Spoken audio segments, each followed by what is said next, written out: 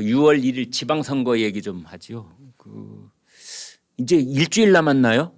일주일 하고 이틀 남았나요? D-9일인가요? 그냥 일주일 해도 괜찮죠. 뭐 일주일. 한겨레 신문의 분석 보도입니다. 읽어드리겠습니다. 민주당이 지지층 결집을 위한 인위적인 이슈 띄우기 등 근시안적 선거 전략에서 헤어나지 못하고 있다. 민주당은 지난 22일 그제입니다. 긴급 기자회견을 열어서 용산 파괴 저지 및 용산의 미래 100년 지키기 운동본부 출범을 알렸다. 민주당은 또 민영화 반대 구호도 전면에 내세우고 있다. 그런데도 불구하고 국민의힘 지지율은 2년 3개월 만에 처음으로 과반을 넘은 50.1%에 달했다. 반면에 민주당 지지율은 지난 조사보다 0.8% 오른 38.6%에 그쳤다. 송영길 서울시 민주당 후보는 오세훈 국민의힘 후보에게 오차 범위 밖에서 크게 뒤처지고 있다. 엄경영 시대정신연구소장은 이렇게 말했다. 정부 출범 20일 만에 치러지는 이번 지방선거를 관통하는 핵심 정서는 국정 안정론이다. 그런데도 불구하고 용산 집무실 저지 이런 말을 한다든지 민영화 반대 이런 말을 한다든지 이런 것은 크게 볼 때 국정 발목 잡기에 가깝다. 그래서 효과적인 메시지가 될 수 없다. 특히 정교한 문제제기 없이 내세우는 민영화 반대 구호는 지난번에 한번 설명해 드린 적이 있죠. 윤석열 대통령이나 윤석열 대통령 집무실이나 국민의힘 그 어느 쪽에서도 민영화라는 말이 나온 적이 없습니다. 김대기 대통령 비서실장이 지금 매년 4천억 정도의 적자를 보고 있는 인천국제공항의 수지 그 재무 구조를 개선하기 위해서 뭐 일부 주식을 매각할 수 있는 거 아니냐, 주식인가요? 뭐 아무튼 자산을 매각할 수 있는 거 아니냐 이렇게 얘기를 했습니다. 자산 매각이었겠군요. 그러자 이제 그것이 민영화다. 사실상 인천국제공항은 민영화하려는 윤석열 정부의 흉계가 숨어 있다. 뭐 이런 식으로 이제 5만 가지 다 들고 나오는 겁니다. 민영화가 공항만 하는 것이 아니라 전기, 수도, 철도, 공항. 죄송합니다. 그래서 그 민영화를 반대한다는 지금 민주당의 이 선거 캐치프레이즈는 근거가 없는 거다. 홍에다 대고 칼질하는 거다. 이제 이런 겁니다.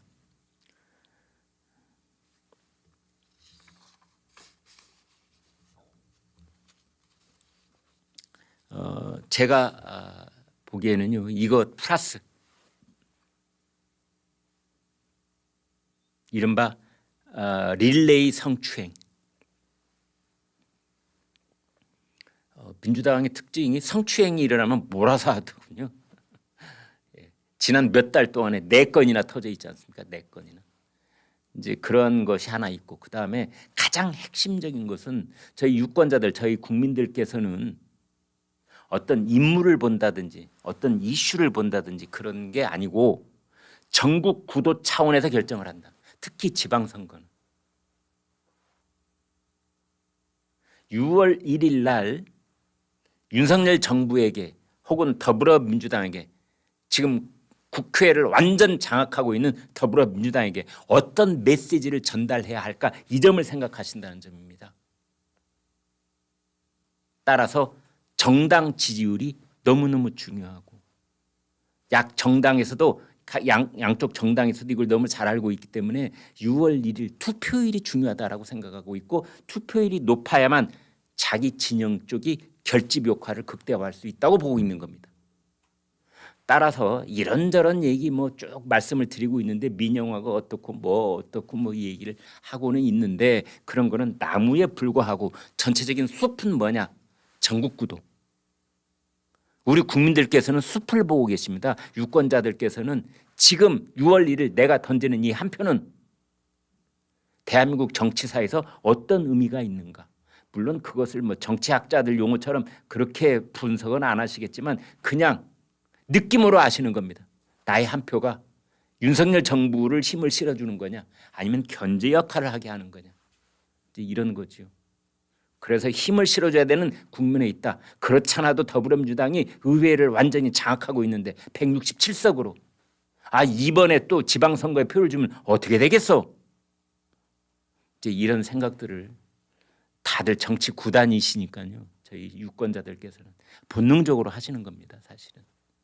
이제 그런 상황 속에 들어있다. 그래서 지금 이재명 인천 계양을 이렇게 말했습니다. 비명을 지르는 것 같아요. 최근 민주당 지지율이 급락하면서 우리 후보들이 전체적으로 어려운데 저라고 예외는 아닌 것 같습니다. 지지율이 급락하고 있다. 인천 계양을 해 나라고 나도 어렵다. 그러고 있습니다. 이재명 지사 최근 상황에 대해서는 윤석열 대통령 취임, 한미 정상회담 이 컨벤션 효과가 영향을 크게 미치고 있다. 최근 당내에 생긴 여러 문제, 이게 성추행의 사건이죠. 당내에 생긴 여러 문제, 민주당에 대한 불만이 계속 악순환 하는 상황이다. 이제 이렇게 얘기했는데 이재명 후보님 이 방송 볼지 안 볼지 모르겠습니다만 이재명 후보님 그대께서는 자꾸 밖에서 뭔가 영향을 이렇게 찾으려고 하고 있는데요. 가령 뭐 전체적으로 민주당의 지지율이 떡락하고 있어서 나도 피해자야 이런 식으로 코스프레를 하고 있는데 아닙니다. 이재명 후보님 당신이 분당에 살고 있으면서도 인천 계양 을에 출마한 것이 그 첫 단추가 잘못 끼워진 겁니다. 아시겠습니까? 솔직하게 말해 봅시다. 성남시 분당구 순회동에 거기서 왜 그 7급 공무원 시켜가지고 법인카드로 그 온갖 음식들 배달 받았던 그 집, 그 집에 있다가 난데없이 아무런 연고도 없는 인천시로 왜 가며 거기 계양을에는 왜 갔습니까? 이것이 유권자들 보시기에는 참 어설프고 어떻게 보면 좀 뻔뻔하고 그러니까 무조건 국회의원 뺐지만 벌써 이제 달아보겠다 뭐 이런 심산이 아닌가. 이제 이런 것들을 유권자들께서 다 아시는 겁니다. 저 방송하는 사람들, 정치 평론하는 사람들이 입 아프게 얘기를 하지 않아도 국민들께서 유권자들께서 다 알고 계시는 겁니다. 이런 상황 속에서 느닷없이 전국적인 유명 인사 갑자기 정치적인 체급이 지금까지는 뭐 플라이급이었다면 갑자기 슈퍼 헤비급으로 급상승한 사람이 있으니 그 사람이 바로 인천 계양을의 후보로 출마한 국민의힘의 윤형선 내과 의사. 네, 지금 보시는 저분입니다. 눈 뜨고 나니 유명해졌다. 하룻밤 자고 나니 내가 유명해져 있지 뭐야. 도망자이신 이재명 후보님 고마워요. 덕분에 내가 유명해졌습니다. 이런 겁니다. 지금 계양에 이재명 후보의 대선팀들이 와 있다고 합니다. 수백 명씩 때를 지어 다니면서 저희가 보기에는 여러 가지 쇼를 하고 있는데요. 아직도 대통령 후보라고 착각을 하고 있는 것 같습니다. 제가 25년간 계양을 지켜오면서 많이 고민해 왔는데요. 온 지 채 20일도 되지 않는 분이 여기 계양을을 놀이터쯤으로 알고 계양 주민들을 호구로 알고 대변인을 하겠다고 하네요. 뭐 이런 얘기입니다.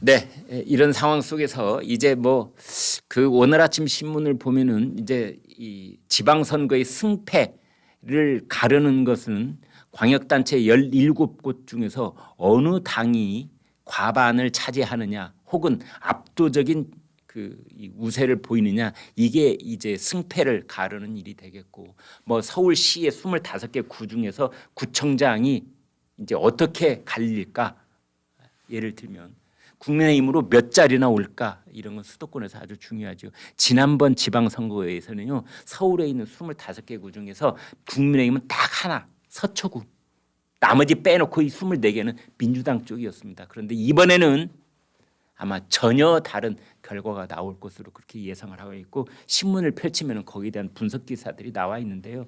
신문의 분석 기사가 정확하게 맞아 떨어질 때가 별로 없기 때문에 아유, 지난번에 4.15 총선 겪은 다음에 저는 함부로 말하지 않기로 아주 결심을 했습니다.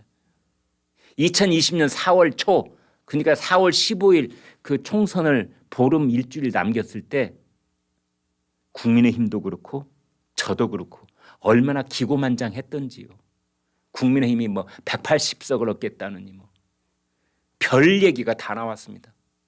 서울에서 국회의원 중에 뭐 20석이 뭐 국민의힘이라는 등 다 틀렸습니다. 다 틀렸습니다. 빅데이터를 통해서 뭐 국민의힘과 민주당의 그 거론되는 빅데이터 양을 보니까 뭐 국민의힘이 월정적으로 많고 뭐 긍정적인 단어가 더 많고 이런 분석들도 숱하게 나왔었습니다. 구글과 네이버를 통해서 어느 쪽이 더 많이 언급되느냐, 뭐 저쪽에는 부정적 언어, 이쪽에는 긍정적 언어, 아무 쓸데 없습니다. 하나도 안 맞습니다, 여러분. 그거 제가 얼마나 절절히 맺혔는지 한이 맺힐 정도로 저는 경험했습니다.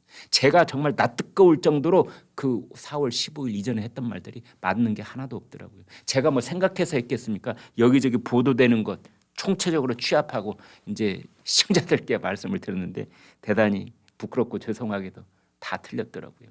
그래서 진짜는 우리 유권자들께서 6월 1일 어떤 심판을 하실지는 정말 겸손한 자세로 옷깃을 여미고 잘 살펴야만 이 민심이, 배를 뒤집어 버릴 수도 있는 민심이 어렴풋하게 보일 듯 말 듯 한 것이다 라는 것이 제 생각입니다. 아무튼 큰 소리 치는 사람, 뭐 어디를 뭐 얼마나 우세하고 뭐 얼마나 얻을 수 있다, 이 큰 소리 치는 사람 믿지 마십시오, 여러분. 다 가짜입니다. 진짜 배기는 6월 1일 저녁 때 나올 겁니다. 아무튼 그렇지만 2020년 4월 15일 그때 하고는 사뭇 다른 분위기이다. 뭐 이 정도로만 저는 말씀드리겠습니다.